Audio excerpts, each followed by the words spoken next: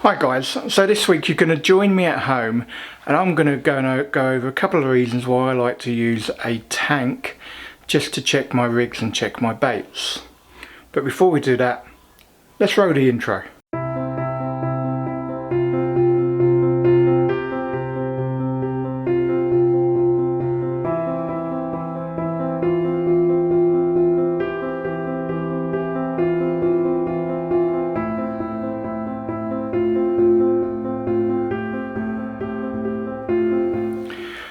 Okay guys, so I'm going to explain this a little. So predominantly I always used to fish solid bags most of the time. So I changed from doing my own little leaders to using bag stems. And I found my catch rate kind of dropped. So I wanted to see what they look like. And you might see some of my earlier videos on the vlog. I'm not sure if they are on the vlogs or not, but I did some earlier tank tests, and I'll be honest, sometimes you'd see the bag stem sticking up, literally like that. I was like, oh no, I can't deal with that, can't be having that. So that's why now I use the Gemini bag stems, because they're fluorocarbon, they're flexible, I like using them. But it then did kind of make me start looking at all my rigs and all my baits in a tank. Now obviously, hopefully most of you do this on the bank, where if you've just put a pop-up on or you're trying to balance a bait, you either put it in the bucket or put it in the edge.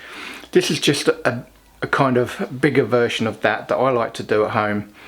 So if I'm going to set stuff up for the weekend and it's part of my prep, I might fill the tank up with a bit of water and just see exactly what rig I think goes best with that particular bait, and if it's going to sit how I want it to. I'll also try and show you a couple of things I do if your rig isn't quite pinned to the bottom the way you might like. So for that, most of it's going to be showing you in a tank, so let's get on with it. Okay guys, so for the first one I'm just going to be doing a standard hair rig. It's quite long. It's actually one of the NGT ones, which I don't actually use, but I had it lying about, so I thought I would, with a wafter on. Now there's a few things here that I'm going to use it to kind of point out. One of them I was actually unaware myself. So I'm just going to lower the lead in, and hopefully you'll have a see at how everything is sitting, which is the important part. So I'm just going to drop that in. So a couple of things. Firstly, the wafter itself. So I am actually happy with that. It's wafting exactly how I want it to. That's a size 6 on there, which is my normal size. I'm normally on a size 6 curve shank, but as you can see, the hook link actually isn't on the deck. So first off, I'm always checking two things. I'm checking how my rig looks and how my bait is presented. That bait presented lovely. The hook link, not so happy.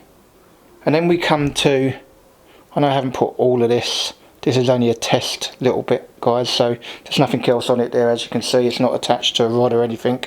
But all the same, I can't say I'm totally happy, and you might not see it all from there, so I might just move this around. I can't say I'm totally happy with how the lead clip arrangement is sitting with the lead. So what can you do to improve this? Well, we could put some putty. I'd probably put it at 2 different places, so let's try that and see how it looks. Okay guys, so I've just put a couple of bits of putty on that, so let's have a look and see how it sits now. Drop it in the tank. Look at that. That is way flatter, guys, way flatter. So just by a little bit of a tank test, I've been able to see that, hold on, 2 tiny little bits of putty, and now my rig is sitting way flatter on the deck. I'm much happier with that. And later on I'll show you a little trick that when you're making your own rigs you can do. If you think you want to weight your line down, I would normally put, before I do the figure of 8 hoop lot at the end, I would maybe just put 1 or 2 bits of silicone tubing up there, and then I've got something to anchor that putty to, but I'll show you that later, guys. Okay guys, so that was a wafter. The next one's going to be a pop-up. But this time I'm going to use a 12mm pop-up on a Ronnie rig. So the last one wasn't too bad.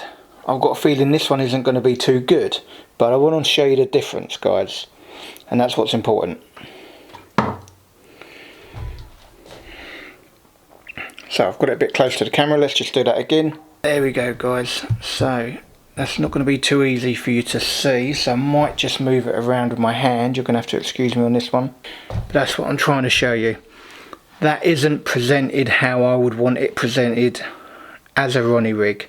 I know people do use them like this and do have success like this. People also use the Ronnie rig on wafters, but essentially it is a pop-up rig and this isn't doing that job. Now the line I'm well happy with. So it's got a fluorocarbon boom, and as you can see, you actually can't see it. It is literally invisible on the deck. So really good stuff for keeping your line invisible, but that rig is not doing what you'd want it to. So let's correct that, guys, and show you again. Okay guys, so this time I'm using the exact same rig, but I'm just swapping the 12mm pop-up for a 15. Let's see how that goes. Now that is exactly how you'd want that presented. Again, the line is practically invisible, can't be seen, and that is sitting up absolutely lovely. I'm going to turn it around by hand, guys, just so you can get a good view. But essentially, there you have it. It's got to spin round as you'd want it to do. Look. So that's why it's important to tank test, guys. Know what your rig is doing under the water when you can't see it, and get used to knowing what hook size is, go with what size wafters. But this changes from manufacturer to manufacturer, guys, so you can't just buy a Baitworks pop-up. Sorry to use Baitworks, but I know from speaking to a few people they're not always the best at popping up. So guys, really important, check if you're using a pop-up bait on a pop-up rig that it's doing its job. So this time I'm going to show you that 12mm pop-up again. This time I've put it on a different rig. This one's called a Viper rig. It's not one I've used loads, I've got to be honest, but the time I did use it at Mousehole Lakes I did actually catch.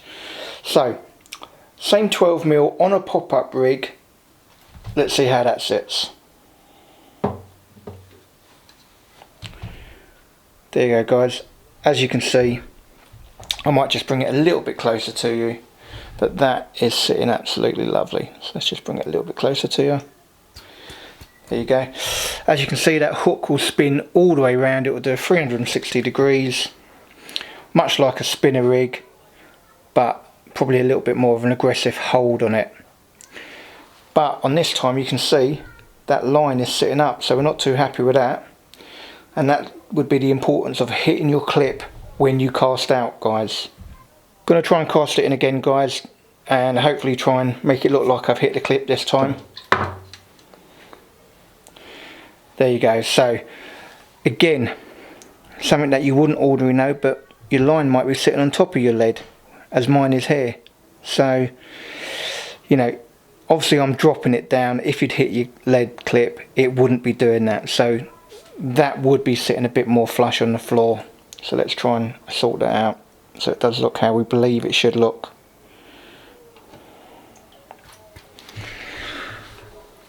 So there you go, guys.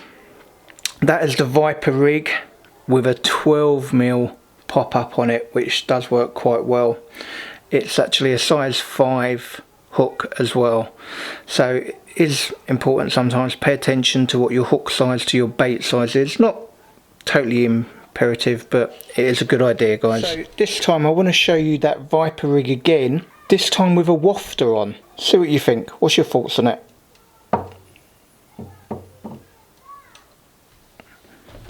Here we go. So the wafter's doing what it's doing. The line's fairly on the bottom, not totally on the bottom. Would that rig still work? Well, my thoughts are yes, guys, because the minute, and I'm going to try and replicate that, the minute the carp picks this up, that hook will swing round in the direction of their mouth, just like that. so it swings in all directions. That moves, rotates, so the minute they pull it this way, it's going to head into that carp's mouth like that. So because there's that anchor point there, it kind of forces it. If it pulled that way, it'd go that way. If it went that way, it'd go that way.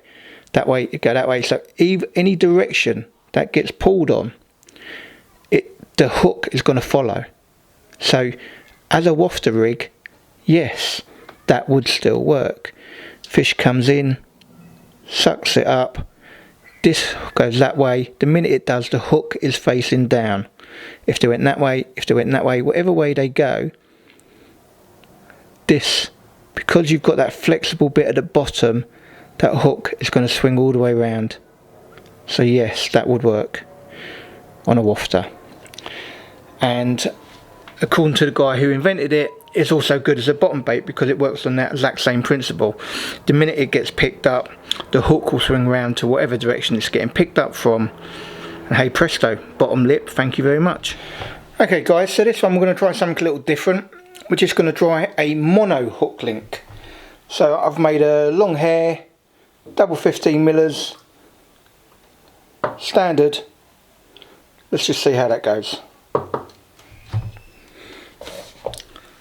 So, you won't pick this up on camera, but depending on where the hook link lands in comparison to the lead, you might have a load of lines sticking up. So, you're not going to see it here unfortunately, but the line actually stops here. It doesn't go down to the bottom here, it's here. So, if I just grab there, which is not on the bottom, which is down there, up here, and then I pull it. So mono hook link isn't likely to sit down on the bottom at all. So if you're going to use it, weight it guys, so that it does sit on the bottom. Alright guys, just to let you know, so for most of my hook links I do use this stuff, which is ESP tungsten loaded hook link, £20, and it's a real supple braid, coated braid, that you can strip back if you need. It does have enough stiffness to push away, but enough suppleness that it will go over things like rocks and stuff like that and still sit on the flatbed. So that's what I tend to use 99% of the time. Obviously in my solid PVA bags I use an ESP braid. Okay guys, so I hope you can see some benefits of just using a tank when you've got your new bait, so be it your boilies, wafters or pop-ups. And the next bit I'm actually just going to show you what I'm actually going to be testing to use this weekend. So I'm actually going to be doing 3 different baits on 3 different hook links and 3 different styles. So I'm going to show you what they look like in the tank. Okay guys, so without tank testing it yet, this is what I have provisionally gone for. So it might change, we might tank test it and I might go, no that's crap, I'm not doing that, I'll do something else. So initially for the first one I'm going to be using, let's get it in focus, or try to, Outlaw Krilla. So that's actually a Krilla pop-up with a 15mm Krilla bottom bait, and that's just on my multi-rig, if you can see that there guys. Okay, we're going to look at it in the tank. Second one is on Outlaw Pro, if it will focus, Attract Naturel. Don't know why it's going out of focus guys, do apologise. So Attract Naturel, that's a pop-up. So that is actually going on a Ronnie rig, but we're going to see what that looks like in the tank. The last one, which I used a couple of weeks ago, did catch on, Parker Baits OG Fish Match the Hatch Wafters, and that is going on my normal multi-rig again in a solid PVA bag. But let's have a look what they look like in the tank. I might be changing my mind, I might be trying a different rig. Okay guys, so this is the first one I am looking to use this weekend.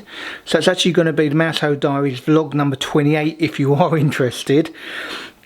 And basically it's Outlaw Pro Krilla. I've got a 15mm bottom bait topped with a 12mm pop-up, hopefully for a snowman effect. Now it probably does need to be weighted, but I don't know yet, so let's whack it in the tank and have a look.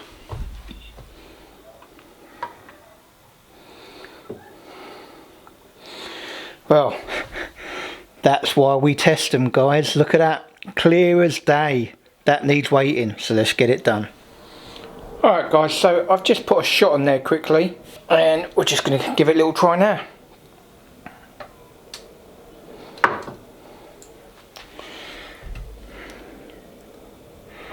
That is sitting much better.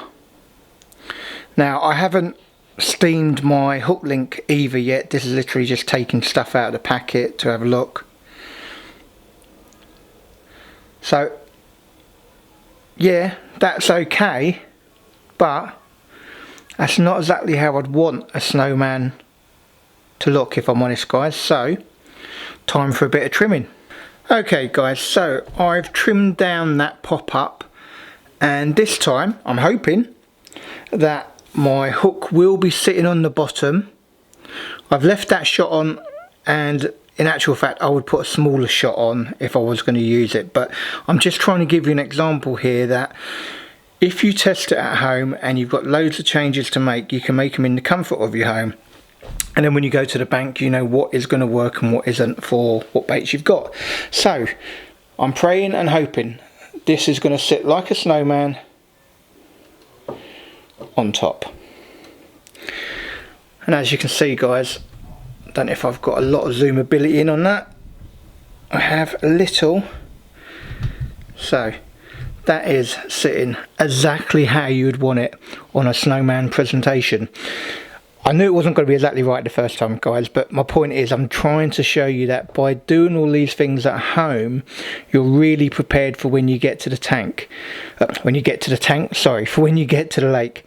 Now yes, you can do all this in a bucket, but it's much easier if you've got lots of adjustments to make at the first time using a certain bait, if you do it at home. Now, you do not need a little water tank like I've got. I normally do this, particularly if I'm doing solid bags and stuff like that, in a large Tupperware container.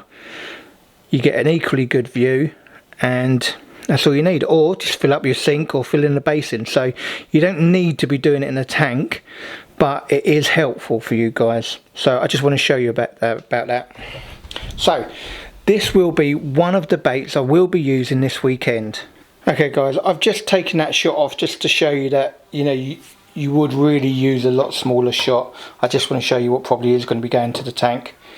So I keep saying tank, don't I? You know what I mean guys, what's going to be going to the lake. So something like that guys, sits lovely on the bottom, great snowman presentation, few boilies scattered around, absolutely perfect. Okay guys, so the next second one I'm going to be using from Outlaw Pro is their Attract Net Drill. This time it is meant to be a pop-up, so I've put it on a Ronnie rig. Let's have a look how that sits.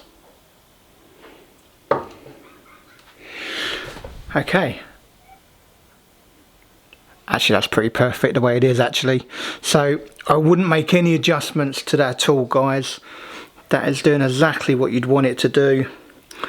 Sitting nice and proud. Yep. The only thing I would say on that is I would have the stop a little more round. So let me just correct that and show you what I mean. I'd have that a little further down, so let's just take that off.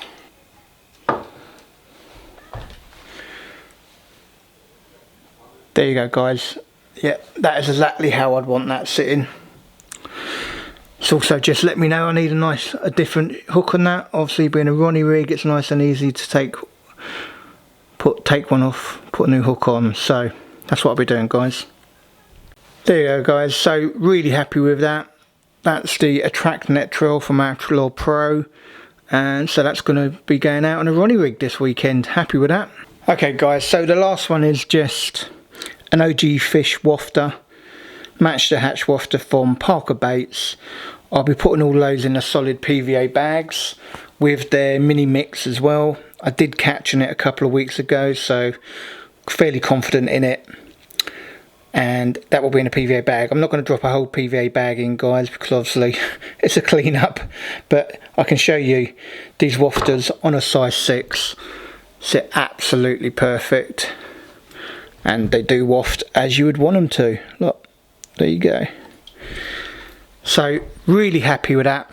Now I have every confidence in all the rigs I'm going to be putting out this weekend, but there'll always be times when you need to make changes on the fly, guys. So use your bucket or the edge of the water and just check your rigs. Particularly important when you're using wafters and pop-ups, guys. Otherwise your rig may not be doing what you think it is, and you may miss an opportunity of a bite. Every little percent makes a difference on the bank, and no point sitting behind rods if they're not presented properly. So I've got one more thing to show you before I finish this, and I just want to show you something I do when I'm making up rigs and I want to pin them down.